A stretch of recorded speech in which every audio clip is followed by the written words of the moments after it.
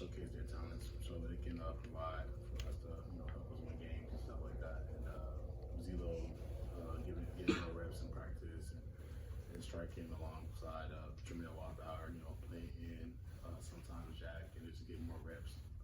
Chance for people like Barry Alexander and Michael Williams to go out there and showcase that they can start and play in big games. It might seem like a little bit of an obvious question, but how different are things for you guys without Jalen and the other guys going to be drafted? I would say it's too much different, but it is an eye opener to for us guys who aren't used to the pass rush. Some of us guys are one-dimensional, and so Trey Scott is working hard with us to help us work both ways, stopping the run and pass rushing, affecting the QB, just being destructive on the field. And we all know Jalen Carter was really good at doing that and being dependable. How hard is that for guys, whether it's yourself or anybody else, to when you've been primarily asked to do one thing, all of a sudden you're kind of tasked with doing both? How hard is it to develop both those skill sets? We try not to, we use the word hard a lot. Solid, firm, just the pressure, not easily being broken computers. So, it's more of a challenge than it is, hard to us because, we've all been waiting for this opportunity. And it's close to contract season. We call it contract season.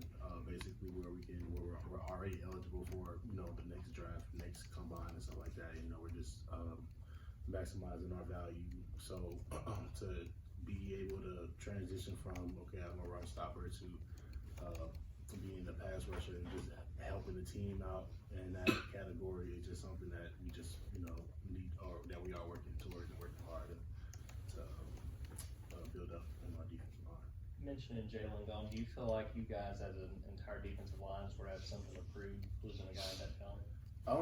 I would say yes, but then again, no, because I would say last season, you've seen the statistics. I'm pretty sure our last two games wasn't really what we expected, but throughout the whole season, we averaged under 14 yards per game within teams and stuff like that. So I would say that our identity is still out there. We just have to withhold that identity and keep the standard with the team. And it's a big challenge for us because every new season is something that we find an opportunity to prove to everyone else that look, we're still Georgia defense, so we can still stop the run, we can still affect a lot of teams offensively or defensively, and so I would say it's a big challenge, but we're building up to work that out throughout the D line, just the defense as a whole. What's the biggest change you've noticed in Michael Williams from where he came in as a freshman last year to where he is now? I would say just, him just maturing. I'm that transition from high school to college is, I would say, a big transition, but for some guys, it's more of a transition mentally. Michael definitely showed a lot of talents when it comes to helping us out. Obviously, you see that last season. He had, I think, around 2.5 sacks. A big sack against Ohio State, against a first-round offensive tackle, and him just showing us that, just giving us clues that in the future he's going to be a great dominance when it comes to playing defensive end. He can play jack, and just him transition from high school. You couldn't really see that different because he plays really hard. He played really hard in high school. He's playing really hard now, and it's just going to be exciting to watch him. His future with Georgia football. What's the strength of this defensive line? Obviously, Jalen sort of, a monster a year ago, but this year it seems like you guys have strength in numbers. As a group, what do you think you guys do best, especially? Stopping the run, number one. And I'm that's Georgia football. You can't define Georgia football any better than that. Just stopping the run, and then our secondary, are doing their best at covering great receivers. We have great receivers on the team, and then pass rushing. And it's something that we're working on now, and then that I don't doubt that we're going to get really good at, and it's going to be a big impact throughout the season. What are your early impressions of Jordan Hall? Jordan Hall, he's a very funny guy. He's a character. I like him. He's actually my roommate. I still live in the dorms, but he's actually my roommate. And I like Jordan Hall. I would say he learns at a decent pace as a freshman. He's excited to get out on the field. He's always looking for work, always looking to get more reps and get better on the field. He a good roommate? Huh? He a good roommate? Oh yeah, he is. He's not a loud guy. He's kind of, he's a little bit more louder than Jalen Carter because Jalen was my roommate as well. But he doesn't really just, talk every time. We always talk every time we're around. So like that, he's never no way. And I have like a JBL speaker. He asked me to use it. I gave it to him. He can use it and stuff like that. It's a freshman thing. Now, do you think you mentioned Jalen, and we're out here, reading what supposedly people are thinking. I mean, how crazy would these teams be if they pass on him, wondering if he's going to pan out? You think? I would be biased if they say they are crazy. They pass up Jalen, but at the same time, any team that passes over Jalen, he's just going to prove them different. He's just going to prove them wrong. I'm like, whoever he goes, he's just going to go out there. He's just going to be Jalen Carter like he was at University of Georgia. So if he were to go to the Seahawks, that's the talk of the time right now. If he were to go to the Seahawks, he's going to create a big impact on the Seahawks.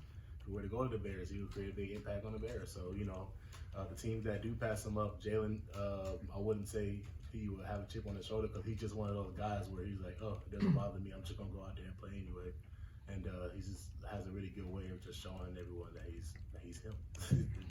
Nazir, what's the most exciting thing you've seen from the offense so far in spring camp? Just the new group of tight ends. The new group of tight ends, the new group of running backs. I would say we have a couple of changes on the offensive line. Not too different there. Some of the guys who, were actually out, not actually starting on the O-line, were guys who were probably injured or guys who probably just didn't get that opportunity. And now that I see a difference throughout the O-line, it's like, okay, I see the dynamic. They're still trying to get comfortable with just the offense. And then like the tight end group, we have, Oscar Delp, Lawson Lucky, still got Brock Bowers. Just a really great group, of talent. And receiver-wise, we still got the same guys who are out there: Marcus Rosemead, Arian Smith.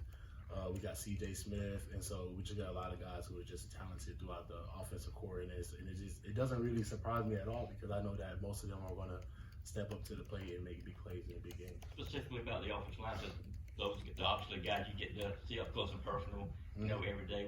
You think anybody particular on that group, I don't know, that gives you a hard time from time to time? I would say Cedric Van Pran, and consistent. Cedric is a consistent guy, and I've been going against Cedric after Trey Hill when he was here. I've been going against Cedric for since my freshman year, and to see his development, and I'm pretty sure it's vice versa in his eyes too, and see my development. It's just that he always gives me a good look every time. I can always depend on Cedric to give me a really good look because we're going against teams who are really good at zone blocking. We're going against teams who are really good at downhill runs. Cedric always gives me a good look to prepare me for these games, and I always give him a good look. And it just always makes the games easier. I'm like, we go out there and we play and we stop runs, and sometimes it's because of what Ced did in practice, and sometimes if they're running the ball on a great run defense, sometimes it's what we did in practice. So it's always iron sharpens iron type of strategy, and I like it. I like the setup for that. He's very consistent. You started every game last year, did you not? Yeah. But how does that land? That's a pretty impressive accomplishment considering the position that you play, the contact there. Is that something you're proud of? I'm very proud of that, and I'm very proud of just me holding it down, holding toes down, learning from the guys, Trayvon Walker, Devontae Wild, Jordan Davis, just me just learning from them guys. I just knew deep down inside that if I could just gain this type of information, gain this type of the strategies from these guys and stuff like that, I can definitely use that when it's my time. And Coach didn't sugarcoat anything. After the fall of last year, he said, "Look, Nazir starting in the Oregon game," and I just kept it within myself to like, look, I can go farther from here. And after that game, it's just been exciting to know that I was starting in every game after that. Is it hard for guys in this era of the portal and everything to wait a couple of years, especially if you don't play right away? Oh, not at all. It's not hard at all. One thing about Georgia football is that opportunities come and go.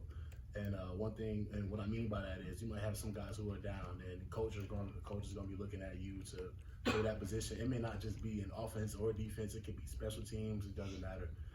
God can come in, and he doesn't have to embed in his head that, he might not play early, because all he has to do is put in that effort and that hard work. Kirby is always looking at those guys. And it may not seem like that immediately, but if you just keep working and grinding hard on and off the field, in class, in practice, if you're asking questions in meetings, writing notes in meetings, Kirby is seeing that. If he's definitely going to give you an opportunity to showcase what you can, provide on the team. And so that, whenever a guy says that he can't get on the field, that doesn't exist at Georgia football, because it's always a spot that you can play anywhere, special teams, offense, or defense. Got time for 2 more questions. How do these quarterbacks compare to Stetson in terms of ability to make plays with their feet?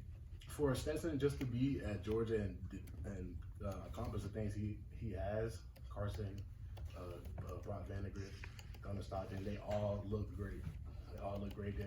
I can't even compare them any different, because just them playing behind him, I'm pretty sure they gained a lot of information from him and talents, and I'm pretty sure they sat back and wait. Like I said, those opportunities come, and those opportunities are here for those 3 great quarterbacks we have right now, and they're doing really good. And it's almost hard to tell who's going to start. And it's a great challenge, and it's a great opportunity for all 3. Which mantra from the New Zealand rugby team that Kirby says you guys are studying, have you taken anything from that? Oh yeah, definitely. We were just actually talking about that today, team meeting. We were talking about no one's bigger than the team, sweep the sheds. That's the only 2 that stuck out to me. There's actually 2 other more. I just can't think of one right now. But he uses those mantras all the time, and it's something that we hold as a team, and it helps us come together.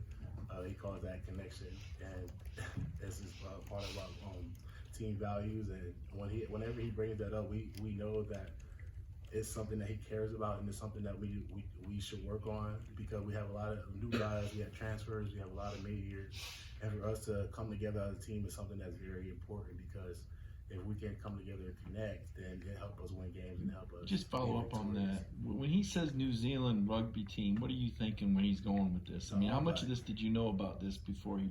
Nothing at all. I didn't know anything at all. When he brought that up, it was something that Drew Brennan brought up in one of our school sessions, and it's something that we've just been riding along with since then. Thank y'all. Thanks, man. Yeah, Yes, appreciate it.